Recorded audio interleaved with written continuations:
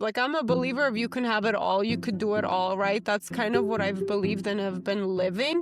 But the reality of that is, yes, you can have it all. Yes, you could do it all, but maybe not all at the same exact time and moment. Judge them for it, and I'm like, they're postpartum. Let them be crazy for a little bit, let them say weird things and like be anxious and like, and I feel like we need to be more as a community. We need to be the soft landing pad for moms and not be critical, not be judgmental.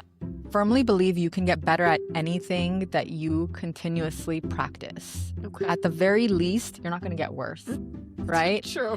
And I think for a lot of people, it's hard to get motivated. I don't believe in motivation. I believe in developing competence in things. The discipline to do it. Hi, I'm Yegi. I'm an entrepreneur and success coach who wants it all. Family, luxury, career, and the freedom to do whatever I want, whenever I want. And I'll do whatever it takes to get there.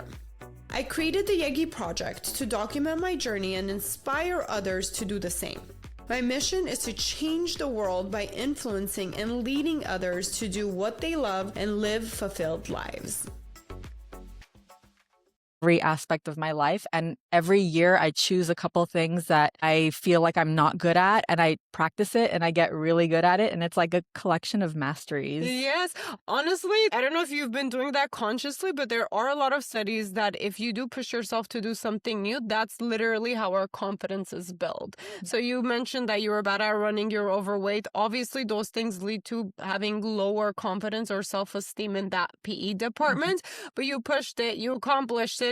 Then there goes one level of, boost in your confidence and in your skill level where you're like, okay, I could do something new. Then you did it again and again and again. And it's magical that worked out for you without fully sitting down and being like, okay, I have to make myself. You were just determined to graduate high school and it fueled you. That's great. Yeah, I think I am mostly guided by my curiosity. So for me, it was like a beginning stage of researching, like, if I do this, then what will the outcome be, rather than I have to do it so I can lose weight. No, I was like, I wonder if I do this, if I'll get this outcome. And I've done things like I could solve a Rubik's Cube in under 3 minutes. Like I'm currently working on like getting really good at chess. My cousin actually called me yesterday because I play with him online, and he's like, I know you're using AI. And I was like, thank you. That's like basically like being told you're using steroids when you work out. It's like, yes, I'm being told. Right. And he's like, no, he's literally like, I'm going to come over tomorrow. I'm going to bring a chessboard. You're going to show me that you can be, because my goal was to beat him because he was so good compared to me when I started. And I'm like, I'm getting there. So I feel like it goes into every aspect of your life. And you're right. I built so much confidence doing stuff like this that I feel like I can do anything. Getting out of your comfort zone. Yeah. And I love that so much because I don't meet a lot of people like that. A lot of people need somebody else to push them to get out of their comfort zone. And for our audience, that's important to hear, because unless we do push ourselves to get out of our comfort zone, new skills, new confidence doesn't get built. And like you, sometimes I've been forced to do new things just because I had to get by in a certain scenario or situation. And that has led me to build a lot of confidence. So even now, if everything's going wrong, I'm like, it's okay, I can figure it out, right? Because you build the confidence that, okay, I could learn something new, I can apply it, and then I could get results. Yeah, you learn to trust yourself that you can handle it. Yeah, that's the end result. All right, so before we dive more into what you do with your coaching business, tell us a little bit about you. So fun question. If you had a magic wand and you can change anything in the world, what would it be? First thing that comes to mind. For sure, I would change the poverty situation in the world, because the wealth gap is just insane right now. And I feel like the power gap is also insane. I don't know how I would fix it. I don't have the answer to that. It's a magic wand. Yeah, but if I got what we want to fix. Yeah, if I got a magic wand, I would definitely make it so that people don't have to struggle and starve. They would be able to feed themselves and their families. Awesome. I love that. Now, what has been the biggest challenge for you in your personal life or in business, because being an entrepreneur is a whole other ball game, and making money, being creative, doing things out of the box, not having a 9 to 5, it's hard. It's not for everybody. So what are some challenges that came with that, or just in life? I think becoming a mom changes you in ways that you don't really understand. I don't think people can truly grasp it until they become a mother. And you can tell by the difference in attitudes between someone who doesn't have kids and someone who does, where as a mother, you develop a newfound respect for women who have had children and all the struggles and all the responsibilities and all the unseen work that we do. And I had to go from being this entrepreneur, high level earner and business person and educator to now I have to do this while taking care of a kid with high needs and then doing a cross country move and managing a big household and and all of the things that come with supporting your husband and their because now you're not only taking care of you're responsible for all these other humans, and you have to not only keep them alive, you want to make sure they succeed, so you get torn. And I'm still going through that, and I feel like it's a never-ending game once you start having kids, because your priorities are so changed between kids and husband, being all your different hats and roles that you play in. Yeah, and I think the thing that people like you and I struggle with is, at least I know I do, I think you're better at it since you've run a bigger business than I have, but delegating and Oh, that's a hard skill to learn. It really is. and because I'm so used to being independent, it's almost like giving up control. Where is it going to be done the way I want it? And I'm right now learning and focusing on sometimes being done is good enough, and I don't have to do it perfectly. I don't have to have it exactly right. I can just do it and move on to the next. Yeah. I found that it's a very fine line there, right? You want to do a good job. You want to do it put whatever you're putting out there. You want it to be perfect. But then for perfectionists, which a lot of entrepreneurs are, because I feel like it's a personality of an entrepreneur that you want to do everything the best and you want to be the best. It just comes with the territory of an entrepreneur's personality, mostly, right? I'm generalizing. But when we do learn that, when we learn to delegate, those are actually I think, the most successful people. Because you know what? When I realized that is because I was in the beauty industry. I started off with, of course, just taking clients. Then my time was capped.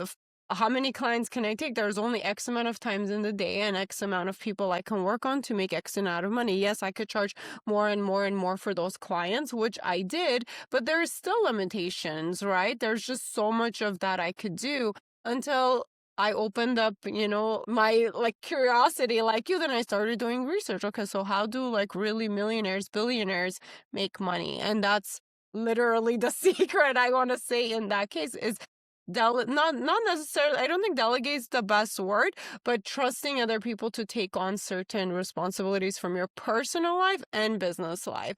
And that letting go of control, a lot of people have. If I don't let go of control and give other people this responsibility with the rate that my business is growing, I'm going to fail or I'm just going to stay stuck. But since the demand started coming in, you're like, okay, got to do it quick or it's going to die down. Yeah, but I think a lot of people struggle with letting go of control. And it's just maybe also the way we were raised, our generation. I don't know. Why do you think you struggle with the control aspect? Is it just because you want to do a perfect job and you think nobody else can do better than you? Because that's mostly what we think, to be quite honest, right in the beginning. And then sometimes we get proven right. We give somebody else the task, even, we love our husbands, but so then we give them a task and we're like, oh, it shouldn't have been done that way. You should have done it this way. Yeah, I think there's a lot of layers to it. I think part of it is you're collecting evidence that supports what you believe about the world and yourself. I'm competent, nobody else is competent like me. And then also, but nobody's in your head. Nobody knows your vision. So you might have this very specific vision of what you want and what the outcome is and how things are done.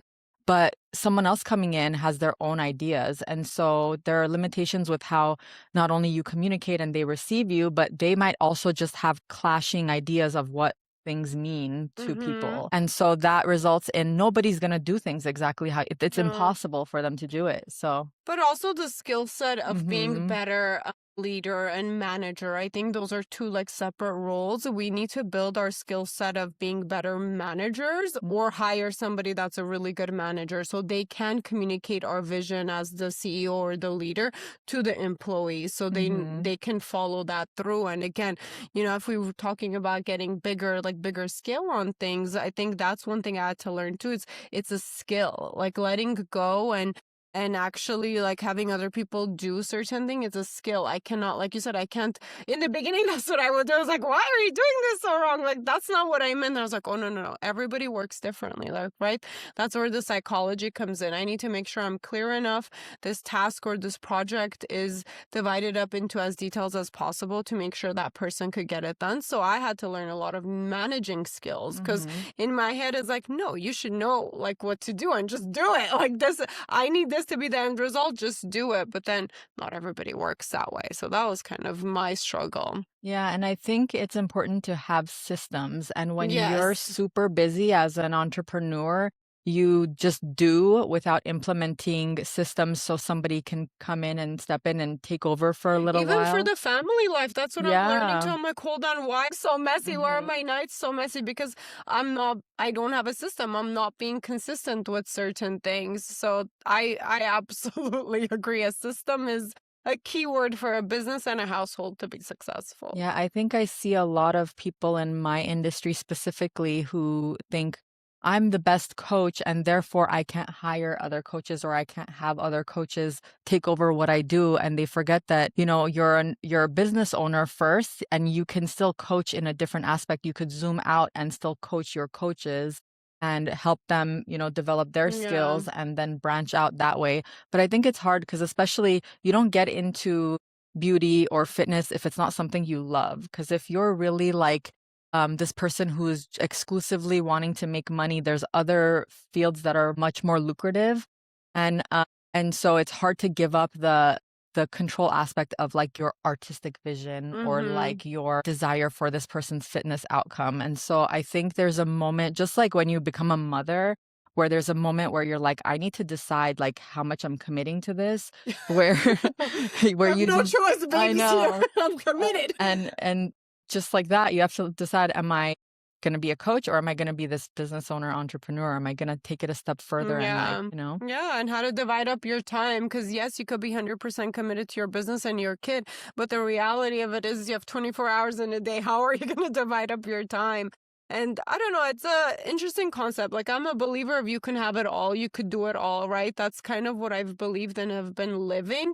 But the reality of that is, yes, you can have it all. Yes, you could do it all, but maybe not all at the same exact time and moment. Because that's been my struggle. I think that's been my lifelong struggle because I'm a very curious person too. And I want to do like everything and everything seems interesting and fun. And I dabbled and I'm like, hold on, focus, and I catch myself doing that. I'll be good at focusing for a couple of years. Then I get, distracted.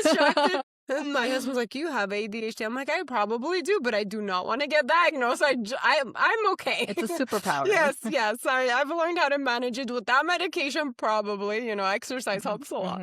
But anyways, going back to getting to know you, I feel like I can go off a tangent all the time with my ADHD.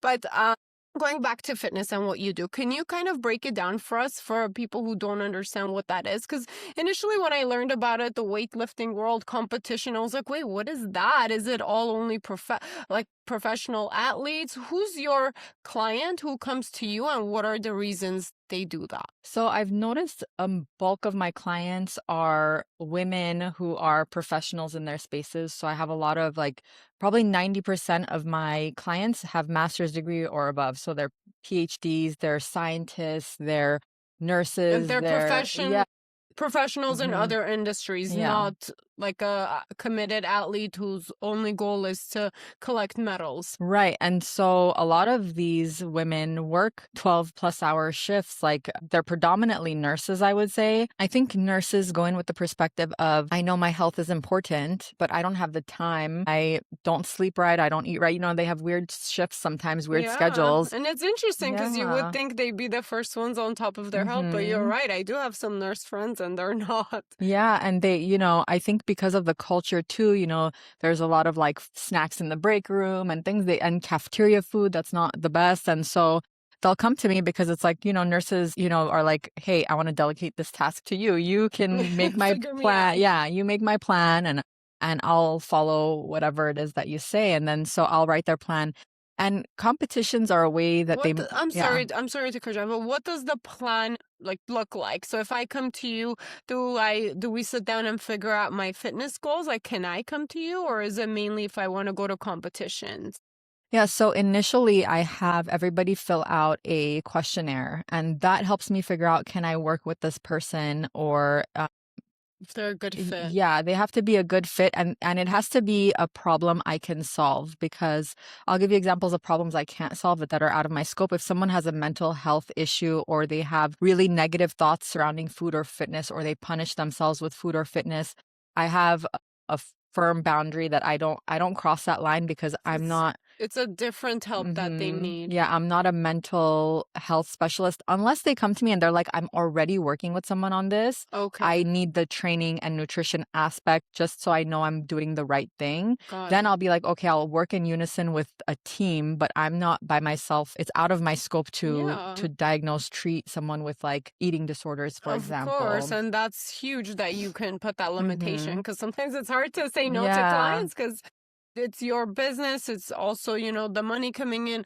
but it's great that you know your limitations and you're like, you know what you're good at and that's what you're going to focus on. You're not going to just take anybody coming in. I love that. Yeah. So and my whole goal with working with women is I wanted to be the coach that I always wanted. And I would want my coach to have my best interest, and I would want them to look out for me, not for their wallet. And I would want them to guide me like a big sister or little sister sometimes. Be real kind but firm way. And I think since I've known you for a little bit now, I'm like, that's the best way to describe your style. In my opinion, you can correct me. Like, you're very kind but firm, which is so important, because getting those two things right, I think, makes a really successful coach or teacher. It doesn't matter like what you're doing, teaching. You need to have those skills. Even for a mom, I feel like that's the best skill to have. Yeah. Kind but firm, or else either people will take advantage or they won't see results, or they're gonna be scared of you and lie to you, I feel like, or not follow through with the plan. Yeah. So to go back to I like where our conversations head, but to close out the original question you asked about when people can work with me or what type of people. So once we do the questionnaire, we will have a conversation on the phone or through Zoom or in person if they're in person. And then they talk about their goals. They talk about what they've tried. And then the plan basically looks like, I do a more holistic approach. So I used to do like macros, which is you assign macronutrient guidelines and then a training plan. And I stepped away from that in 2021. I will do that for some athletes sometimes, but I mostly look at what are you doing right now and what is the most minimally invasive approach to your life? Because if I give you a plan and I say, for example, eat ground beef and you're a vegan, that doesn't make sense, right? And so, right. And so it's also like if you eat healthy right now versus if you eat fast food every day, it's going to look different. Like if I tell you cut out fast food, but you don't eat fast food, that doesn't make sense for you. Yeah, it needs to fit my lifestyle or where I'm at currently, and go baby steps. Exactly. Yeah. And that's how habits are built. I mean, I don't know much about fitness and health. I have never studied it, but overall, like with habits and success, that I've studied like deeply. And absolutely, to make any change, you need to do baby steps, or it's not going to be realistic. Like, we get excited, we set these crazy goals, and we might do it for a week, and then it's like, no, it's too overwhelming, or it's too much, or we don't do it and we get discouraged. So I love that. That, like, okay, let's see where you're at, and let's do baby steps towards your actual goal that's realistic for you. That will work. And it does. And people are surprised because with media, they tell you how you should diet and what actually works, but then people try and fail. And then when they come to me, that's discouraging. It is. And I have to say, you just have to trust me. And I've built enough of a successful client base where they're like, I don't believe this is going to work, but whatever, I trust you. They think it's going to be a waste of time. And they're like, wait, this actually works. And the beauty of it is you can't necessarily prescribe a diet or a like a very detailed nutrition routine for like a pregnant person. But with habit changes, you could be like, hey, drink an extra cup of water every day. And that is like a safe, healthy approach where they can make the change. And like the women who work with me who do get pregnant, they gain a very healthy amount of weight. They have less trouble getting the weight off. They aren't like committed to bed rest, or like they just have better pregnancies overall when they're able to continue doing what they're doing. I love that. Now, as far as women's health, so I know in the past, like it has come up in our like natural conversations that a lot of the studies are geared towards men.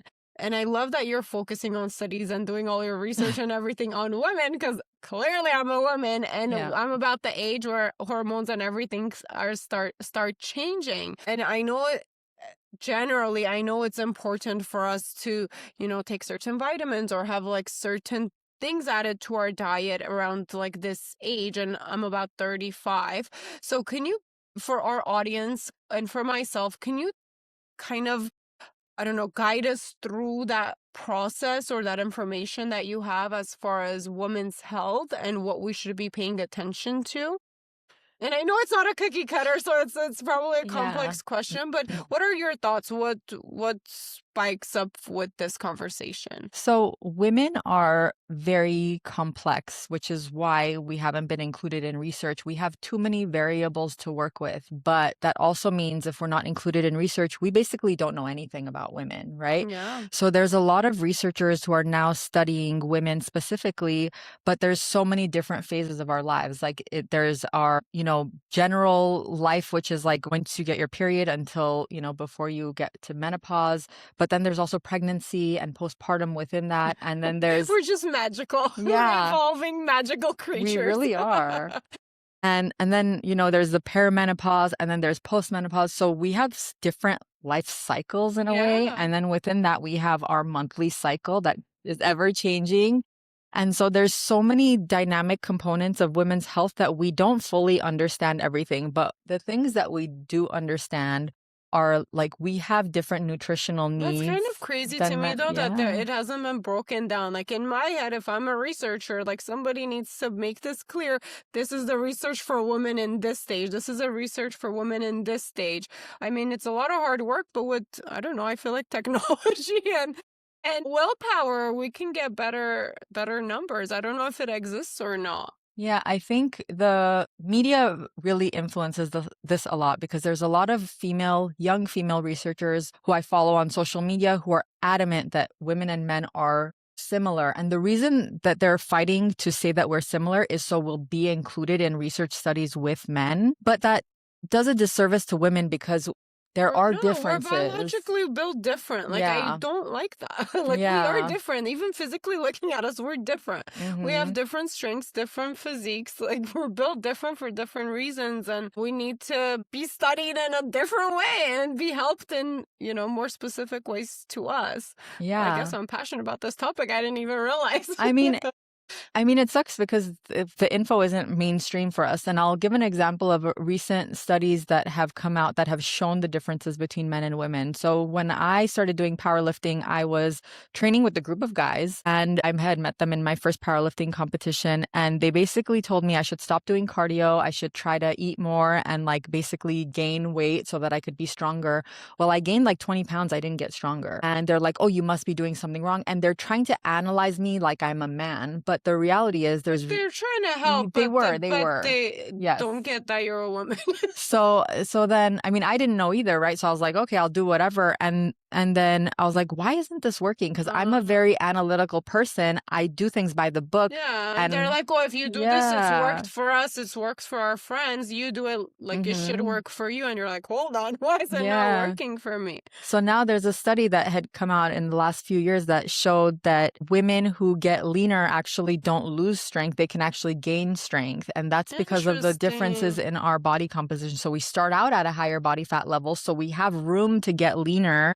And so, the placebo effect, if you mentally think you're going to get weaker as you diet down, then you're going to tell yourself, oh, I can't lift this weight. And so you might not do it. So it's like a self-fulfilling prophecy. But if someone tells you like, hey, you actually can get stronger as you get leaner, then it allows you to actually do it. And so now I'm seeing all the women that I coach, I'm like, hey, if you want to get leaner, you can, because it's not going to impact your strength. And we're seeing their numbers blow up. That's crazy. And I'm laughing because just literally yesterday, my husband bought heavier like weights, and I think it was 50 pounds each or something. Like he's working out.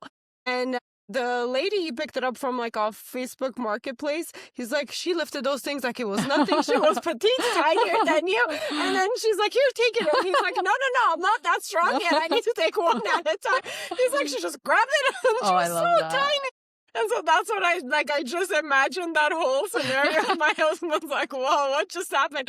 I can't lift one. I just need to take one at a time to my car. I'm not that strong yet. And she just lifts it like it's nothing. And she's tiny little, not like tiny petite woman. And I love that. You can be strong, and it's a misconception.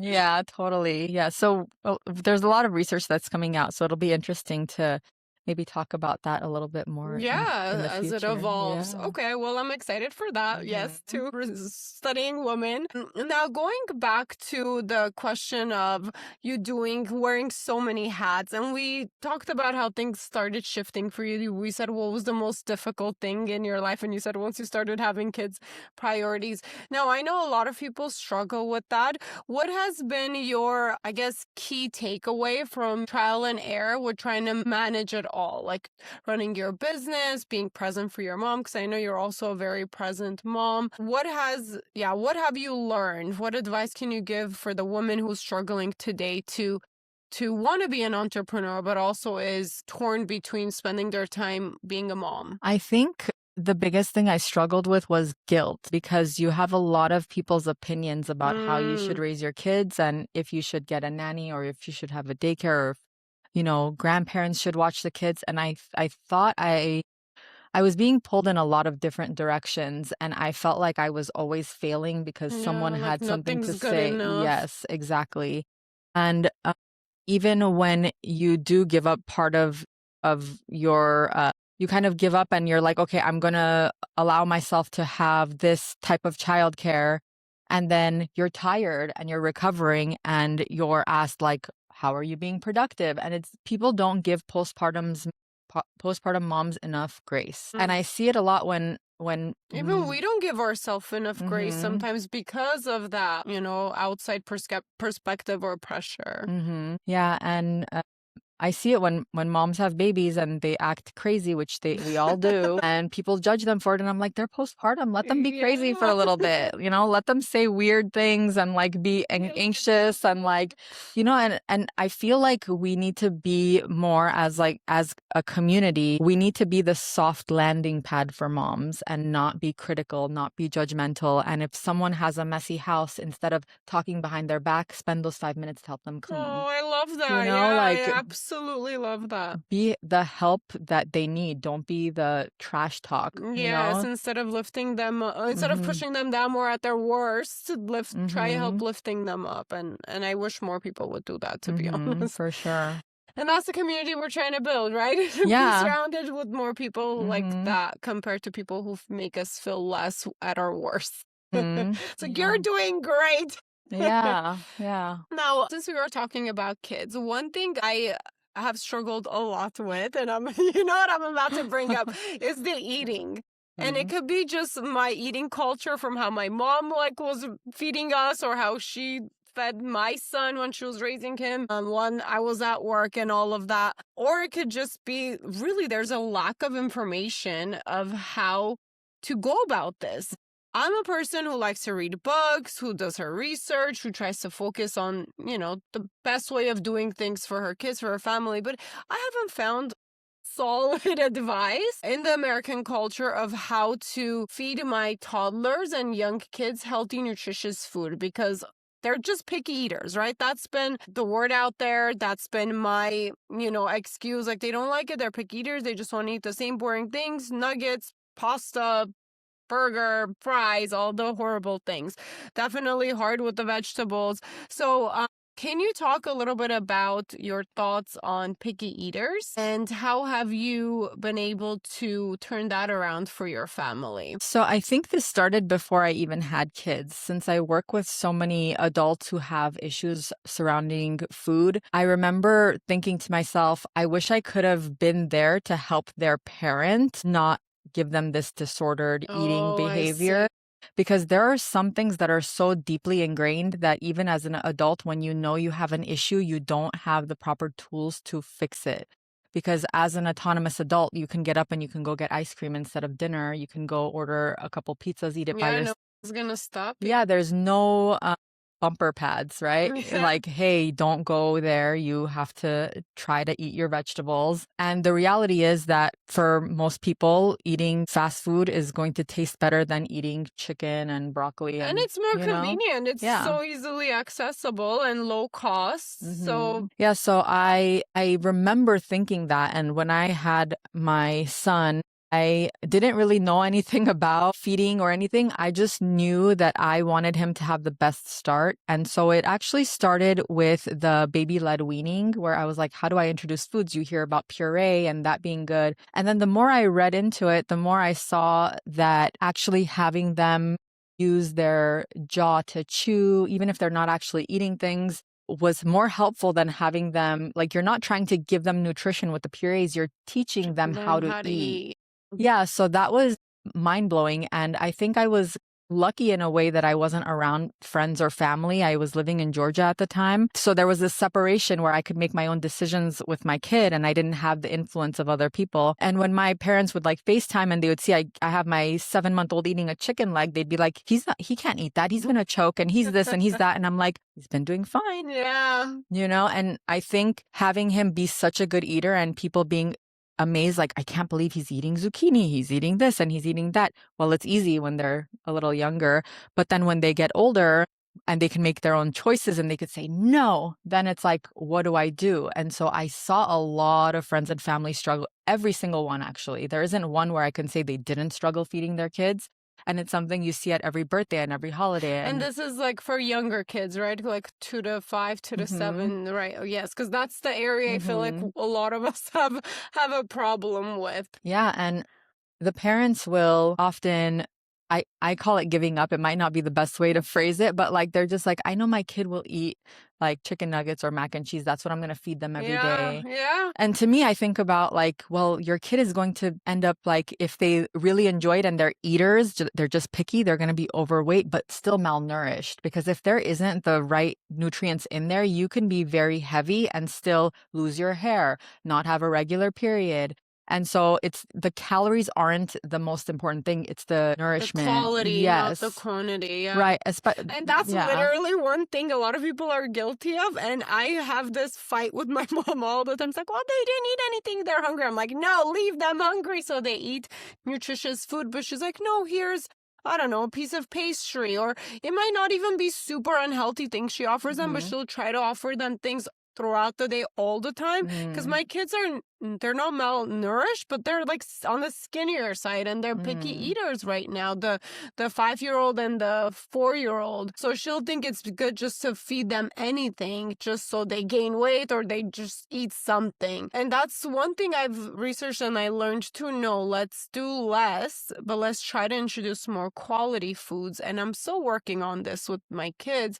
So I really wanted to ask you, because in theory everything you read is great. Okay, let me not make separate dinners, separate foods for my kids, and just so they eat something, which is, a lot of times it's noodles or chicken nuggets, right? To be real, this is very common in American household families who are busy and have young kids. You just want to give them whatever they're going to eat because you're busy and you don't have time to only focus on the nutrition factor, which we should. And I am trying to right now because it leads to so many quality of life. I think that's the best way of saying it. We need to focus on it now when they're young. And I know that. So I'm trying to, but it's very difficult for somebody who doesn't have those tools. So that's why I'm asking you these questions. So as far as tools, instead of making the separate dinner so they eat something, what are some things I can try to do with the kids to get them to eat whatever dinner like we're eating that's more healthy? If it's, I don't know, even clean chicken and salad and some vegetables on the side, what are some things I can try to get them to try new foods? So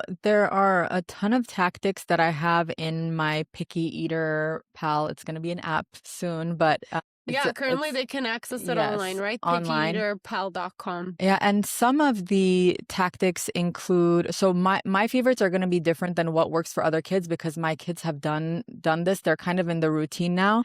And But I yeah. love that. And I love for our listeners who are listening now, learn from my mistake. Don't like just because they're young, you're busy, do not just give in to whatever they're asking for at that moment. Really put your foot down. So I have 4 kids, they're all young. The first one is the worst because I was too tired having kids back to back and I just didn't know. And then after that, my kids are better eaters. Now the 10-month-old and the 2-year-old pretty much try and eat more things. The 10-month-old eats everything. It starts like around 2 years old, I want to say, when they start being more picky. But my 2.5-year-old now, he's actually way more open to trying things because of some of the tactics that I've tried compared to the other ones. And I'm amazed. Like I always make sure they eat eggs. At least we have like a good start in the breakfast. So for him, for like a week, he stopped eating eggs. And I almost gave up. Like you said, that word is true. I almost gave up because you get tired of begging them to eat something nutritious. This is like reality. So I almost gave up. Then I remember I was like, no, I'm not going to make the same mistake with him as I did with the other ones. So literally with him, I said, okay, we're not having anything else until you eat your eggs. You're not hungry now. Okay, don't eat it. But then I tried again. And like, of course, it takes so much effort to do this. But if we actually focus on it and do it right now, in theory, I'm still trying it with the younger kids to compare to my other kids. It should pay off because then I don't have to struggle for another 2, 3, 4 years with them being picky eaters.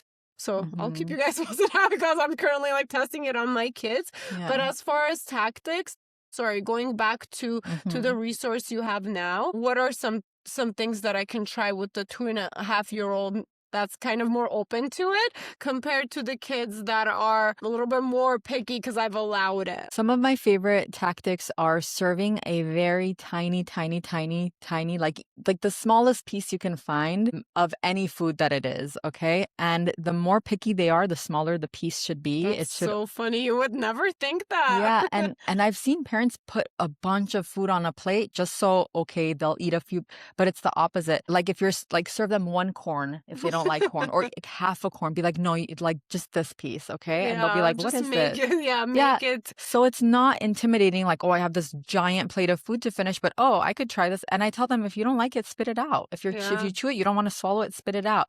And I also have a no thank you bowl. So if I have a plate of mixed foods, which we eat a lot of, like in my culture, khoresht, and like with rice and all this stuff in it. And I'm like, if you don't like something, you take it, not mom, you can take it with your hands or your fork and put it in the no thank you bowl. So they at least interact with it. Interacting with their food is really important. So they know the texture, what is it similar to?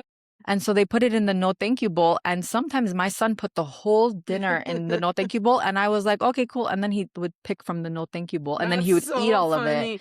And I feel like sometimes when you take the pressure off, I think that's been a huge mistake that we made in our family is we're so desperate for the kids to eat. There's so much pressure around it. It's not fun anymore. Now for me, and they're less likely to eat. And as I kind of chilled out, and I get this from my mom, things are passed down, So we have to put a stop to all these horrible things that maybe we don't like anymore for our generations to come.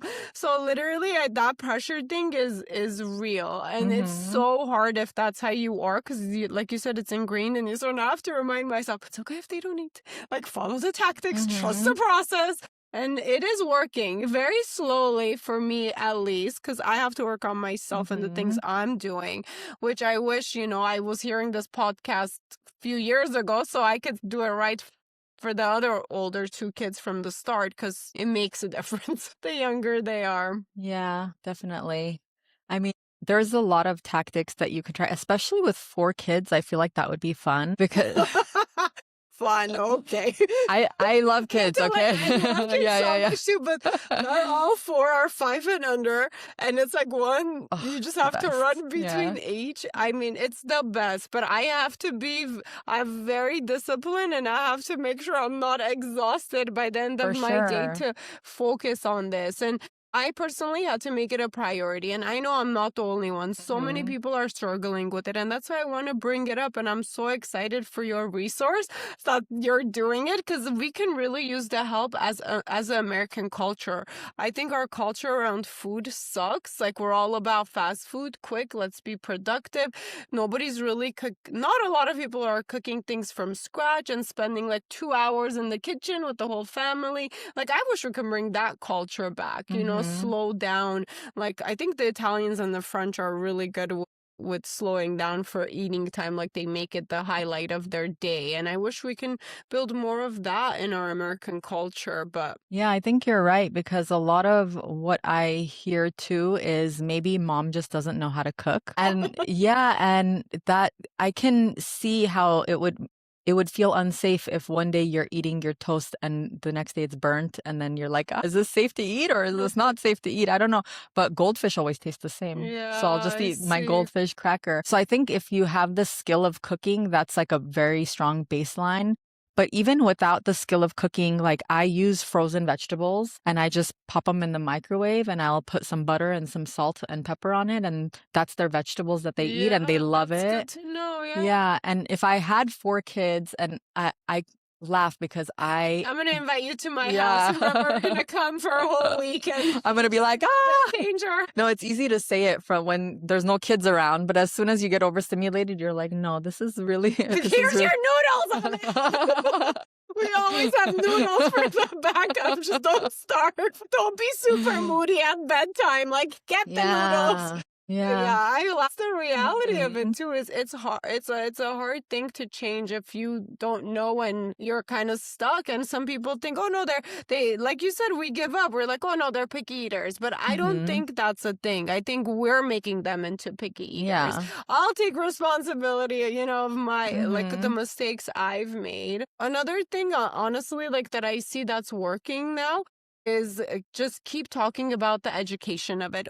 Like, I've been, let's see how it works with my 2.5-year-old. Almonds, like, a lot of kids do like almonds. He's not used to them though. Like, he'll eat pistachios and cashews, but he's not used to almonds. So I'm like, okay, let's test it with almonds. I've been putting almonds on his plate every day. It's been 4 days now. He keeps saying no thank you to them. I'm like, yummy, I'll eat them, you know. Let's see how many days it takes for him to actually try to taste one. But is that a thing? Like, do you introduce new foods consistently so they can try to get used to new things? Or how can I get them more interested to try things that they keep saying no thank you to?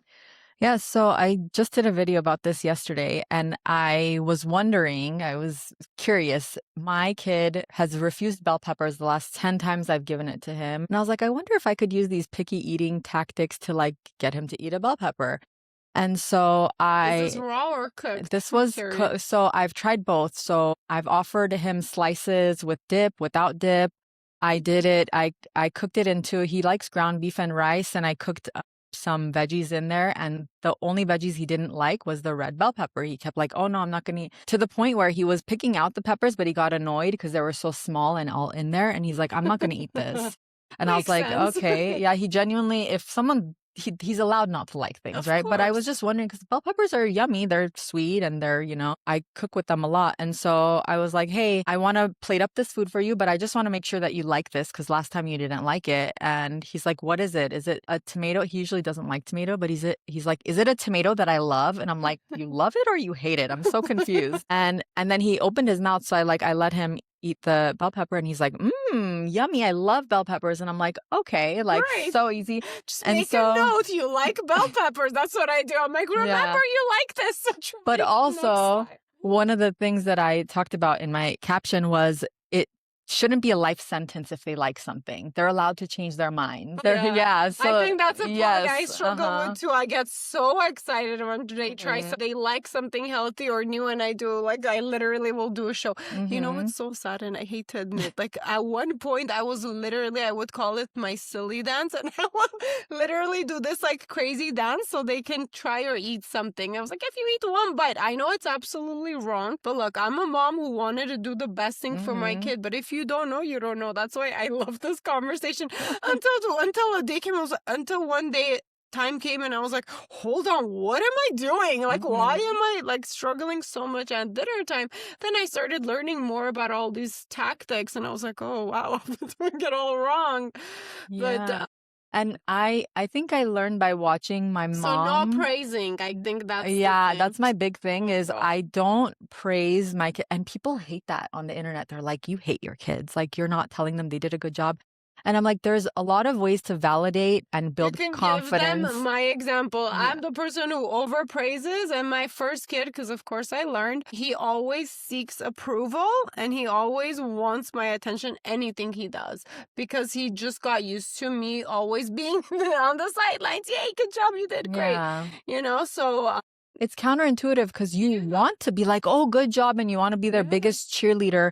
But what are you teaching them? You're teaching them to look for that and to seek it out. And what if one day, like if they're in school and they don't have mom to say good job, like, are they going to feel confident making decisions? Or are they going to feel like, my teacher didn't tell me good job, and they might act out? You don't know what can happen. Yeah, you want them to be happy with their decision for themselves, not do it for somebody else. And you know, a lot of us were brought up that way too. We want to be people pleasers because that's kind of what we thought was the way it worked, and everybody fell for that, you know, and we have to work to break that habit. And I actually found myself guilty of trying to people please my kids until I realized that's what I'm doing. Like, I've worked on myself to not be a people pleaser because I kind of had to with having so much on my plate. I had to make sure I learned that skill. But then I realized, hold on, with my kids, because they're a whole other category, right? I'm still a people pleaser. I need to put an end to this because it's not necessarily the right thing for them, but I'm just trying to keep them happy. Like, but they don't have to be happy all the time. You know, I struggle with people-pleasing behaviors too, and I've actually read a lot that says that people-pleasing actually makes you the bad guy because it's not sustainable for you. So once you are not able to say good job, or maybe you're focused on your other kid and you didn't do your dance or it wasn't long enough, and then they hate you, and it's like, what? I've done like 1,000 times more than any other mom, and you don't like me because this 1 second I didn't do this. So when you pull it back and they're self-sustainable, like, I don't need my mom to tell me I'm fine, then you can have a better relationship with your kid where they don't see you as a resource, they see you as a guide. You know, like they're not like siphoning something from you to feel a certain way, but they're more like, they'll look to you like, was this cool? Because I don't know, I've never experienced this. Because one of the things I talk about is I do praise when it's like a new or developing skill, so that they know you did a good job. Like, I'm the parent still. But once they know, once they accomplish it, then you don't have to keep I'm praising. like, yeah, I saw you did that.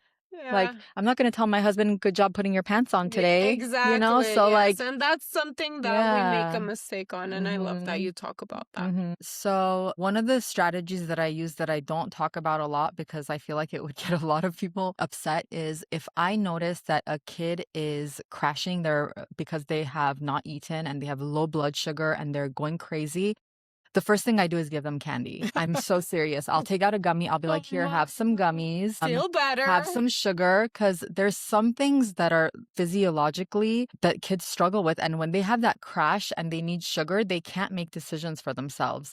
So I'll literally... I've experienced that with my kids. They've literally, to a point where I'm like, please just eat anything, drink water. Like, I need you to be in a little bit better mood so we can function and have a normal conversation, because they are crashing. Like I said, my son's a picky eater, so this happened to me a few times with him, and by the time I noticed, oh no, he's actually really hungry because he refused to eat, you know, all these things that were healthy and offered to him, and now he's crashing. As soon as they have their cookie or their gummies or whatever, and you offer them their regular food, they're more likely to eat it.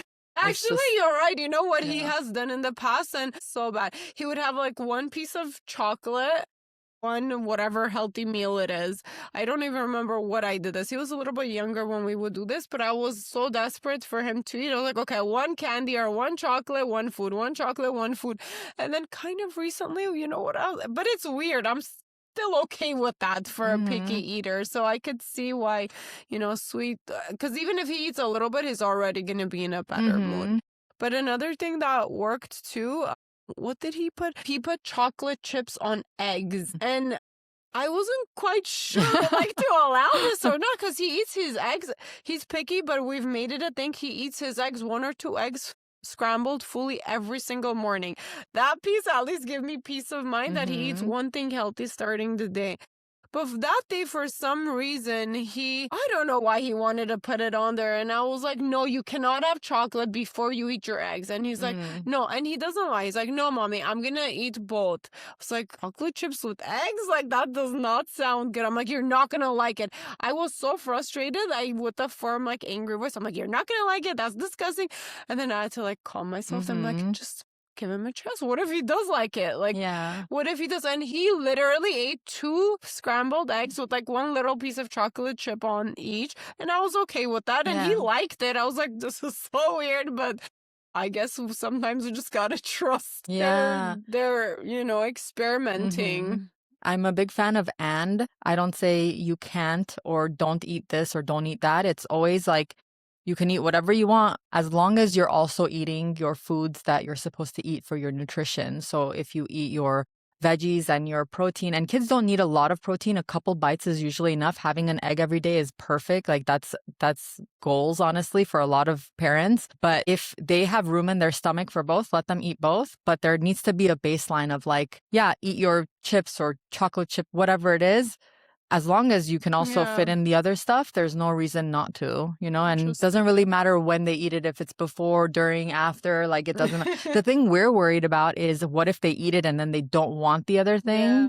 But that goes back to informing them and trusting them to make the decision of, hey, you can have whatever. And if they don't feel like they're restricted, they're not going to do that. Yeah. Naturally, if they feel restricted, they're going to hoard food or they're going to try to pull just the human psychology. I feel like we do want what we can. I don't know. It's very interesting. I'm excited for your resource and to actually go and play around with all the techniques and apply it to my picky eaters. You should check it out and try it. There's a log where you can log what foods they've tried, what they haven't tried. For the premium version, you could add like nannies, caregivers, husband, grandfather, whoever, so they can go in and see if your kid has allergies or has aversions to certain foods or tastes or textures. They could see all of that on there too.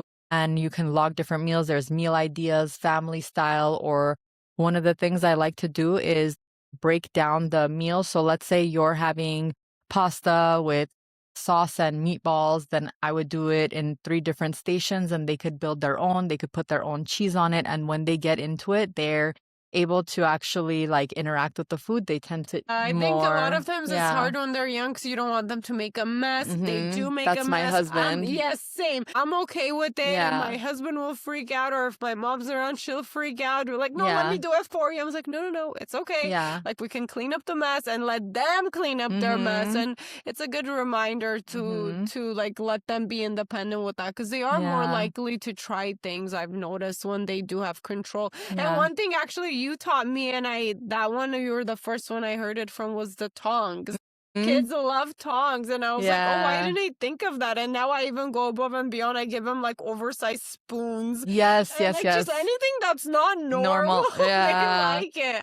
Love that. I have different things. So I'll use measuring cups as a scooper, and I'll use different things. I'll use tiny spoons and big spoons and ladles, and it really helps their development, where they're learning to scoop and learning to pour from different shapes and sizes and weights and materials. And it's so good for them. And my daughter launched. Just gotta be patient with them, very patient. And she literally launched, we were having taco night. She launched ground beef like all over the table and across the room. And she was like, she looked around and my husband was panicking. I was like, no, this is fine. This is how she's learning. And then I calmed him down. I calmed my husband down, not even the kid. Yeah. And then he got involved and he's like, okay, let me teach you how to scoop. And once he taught her, then it was like, but he was like internally screaming the whole time. He's like, I see ground beef there and it's disgusting. And I was like, just let it be. Yeah, but a lot of moms do that too. Like, we just need to take a moment, pause, and, try the calm approach, and it does do better. My husband used to feed one of our kids in a plastic Tupperware, a huge one of the, he's like, you're going to sit in there so we can contain the mess. And I was like, hey, it worked. But she wasn't very messy. So then he allowed her to have the high chair and eat there. Cause my son, he would just get it all. He would get yogurt in his hair and it was like all over his face. He was very interesting as a first child. And me and my husband are both standing there. He wipes and then I wipe and then he wipes and then I wipe. It's like, they're just going to be a mess. We're going to need a bath after. Yeah, immediately it's like undress, or he eats in the diaper and we undress him, stick him in there, wash him off. Yeah, honestly, it's all these things that we don't really realize, but are subconsciously giving them bad eating habits. Because yes, it's easier to spoon feed them because it's cleaner, it's less messy, especially when they're like 1.5, 2. And then how many times are you going to watch them take a spoon and then flip it over and it falls and they eat nothing and do it over and over and you're like, my gosh, just take it and put it in. And the time to honestly, it's a bigger issue. It's our restrictions. A lot of moms also don't get to fully be stay at home as much as they like. So there's a lot of parts that play in. And again, that's where we need to give ourselves and everybody like grace with these techniques. But of course, whoever wants to focus on it, there are tools like the one you have. And I'm grateful for that. Yeah, definitely. I just realized I asked you the question about what are some things that it's totally like going backwards to our women's health conversation, but I got distracted and we didn't fully answer the question of what can I be doing? What vitamins should I be taking or considering like around, middle age? Ew. Yeah, no. I heard elder. Young age, young middle age. I don't know. Someone called us elder millennials. And I was like, are we elder now? This is so weird. Younger, middle age. Yeah. So women who get their period have high iron needs. So you should be eating more iron-rich foods. So that's like steak or eggs around the time of your period, or taking a supplement, not taking it with coffee, but taking it with maybe vitamin C. So having steak and potatoes is really good, or steak, potatoes, spinach, things that are just higher in iron and vitamin C. They kind of are synergistic, so they help absorb. And if you're vegan or vegetarian or don't really like eating big portions of protein, you can always do just a multi. Women's multis tend to be higher in iron, and so that can help. Obviously, for men, that's not true. Men have lower iron needs, and women past menopause also have lower iron needs. So this is just women who are menstruating who need to replenish these sources. So I'm big into taking a multivitamin, fish oil, vitamin D, especially if you don't get out in the sun a lot, having a very nutritious diet. And then since I work in strength, I'm a fan of creatine, which is also great for your brain. So those are the supplements that I definitely am for. Okay. And just curious, why did you focus on strength training to be your focus compared to any other type of training? So when I started working out, I didn't really have a physique goal. And this was a long time ago. So I remember being approached by a trainer and they're like, what's your goal? And I was like, I want to do a pull-up. And they're like, no, I mean, how much weight do you want to lose? And I was like, I don't want to lose weight. I don't want to lose weight. And they were kind of like, what do you mean? Everybody wants to lose weight. And that was never me. Even when I was overweight, like, yeah, I wanted to lose weight for a period. But after reaching a normal weight, like I never wanted to be like super skinny or super fit or super. Was never what drove you to want to be fit. Yeah. And even looking back, like I've lost probably 45 pounds in the last 3 years. And I keep looking back at my pictures. I'm like, I didn't know I was that big, but I look cute. Like I'm like, I was still cute, so I'm not motivated by looking a certain way, but being strong did motivate me.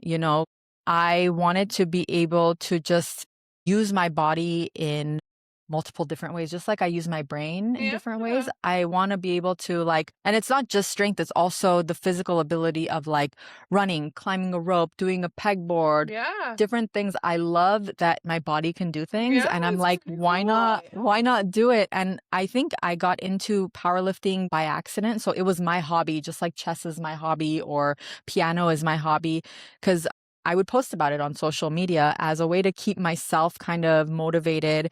And so when I was working at Gold's, which closed down recently to EOS now in Valencia, but I started there a long, long time ago. And someone came up to me, a jacked girl. Okay. She came up to me and she's like, "Are you Mel?" And I got scared. I'm like, she's going to beat me up. I don't know what I did. And I'm like, yeah, I'm like backing up. She's like, "Can you coach me?" And I was like, "In what?" She was jacked, okay? She was like, she didn't look like she needed coach. No, she did not. And I was like, "In what?" And I just looked like a normal girl. And she's like, "In powerlifting, I want to get strong." And I was like, "Oh, you want to get strong? Like, how did you even know that I do that?" And she's like, "I follow you on social media." Awesome. Yeah, I was like, "Oh, how cool." So I coached her as my first powerlifting athlete, and she got world records in powerlifting. And I was like, okay, I guess I'm a powerlifting coach now. Yeah, so that's how it kind of started. That's very cool. I love that story. Now, we are coming close to, we're probably past our time, but we're absolutely past our time. But as one of my final questions to you, what are your last words of encouragement for people who are trying to focus on their health and fitness, and also, of course, balancing their family life and work life? That's such a loaded question. So a few things. I firmly believe you can get better at anything that you continuously practice. Okay. At the very least, you're not going to get worse. Right? True. And I think for a lot of people, it's hard to get motivated. I don't believe in motivation. I believe in developing competence in things. And the discipline to do it. Yeah. And systems. Systems is the huge thing of if you tie a behavior or action to a behavior or action you already do, you're more likely to continue to do it. That's the habit trick. And everybody, even me, even you, we have habits that are not the best. And to get better at them, we can tie our habits to things that are good. For example, if you check your emails in the morning, but you're like, I really want to do cardio in the morning, you're not allowed to check emails until you're on the treadmill, right? And so that way you have 20 minutes of, okay, I'm just going to walk on my treadmill, check my emails. Techniques. Yeah. And so that is the best way to get your foot in the door. And if you need help, you can hire someone who can help you. Yeah, honestly, I think that's literally what a lot of us miss sometimes. We think we can do it on our own. We don't want to waste the money, the time to hire somebody to help you until we're like, hold on, why didn't I hire somebody sooner? Because then it just gets done quicker to reach your goals quicker. Yeah. And when somebody's there to hold you accountable in anything, I think it's just like the missing piece of us failing at the plan or the goals that we set. It's important to have someone to hold you accountable.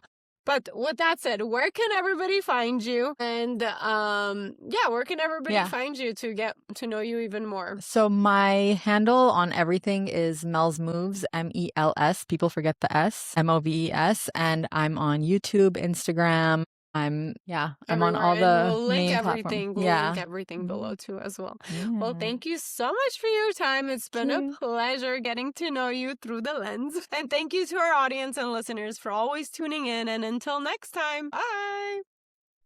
Thank you for listening. Please rate and review this podcast. Follow and engage with us on social media under the Yegi Project. And if you're interested in being a guest, email info@theyegiproject.com, and don't forget to subscribe so you don't miss out on any future episodes.